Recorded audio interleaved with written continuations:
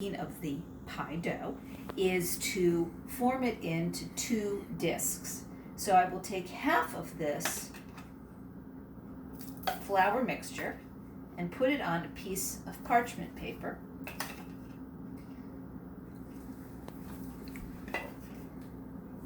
And then proceed to knead it into a disc. Now it may look like it's never going to come together, but you'll see very quickly that it does come together with just a little bit of pressure. So I have about half of the flour and butter and water mixture here. And I take my parchment and I press it in like so. The beauty of this is that it keeps my hands off of the dough as much as possible.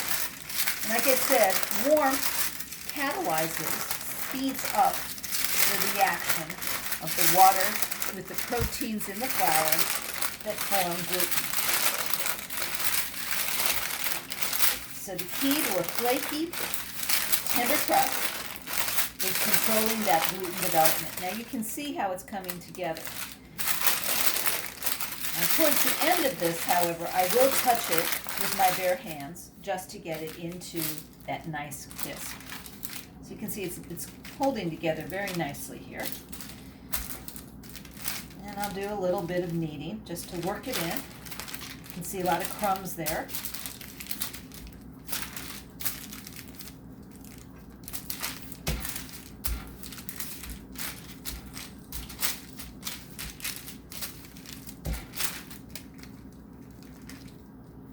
But it's forming very nicely into a very nice pie dough. I can tell it's going to roll out very well.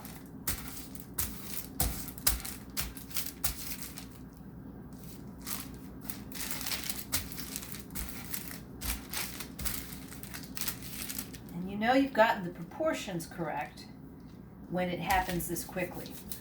You know, I have to do just a little bit of kneading and it's coming together very nicely into a nice disc. So once I get this formed into a disc in just a few seconds, I will wrap it up in this pastry or parchment paper. It's basically pastry paper to me. And this will go into the refrigerator and rest for at least an hour before I roll it out for the actual pie. Let's see how it's looking here. If we had the cats in here, they'd be all over the place wanting to get in and have some of that pie dough because they love butter. Okay, so you see, it's all holding together very nicely. Fold it up. And I will put it away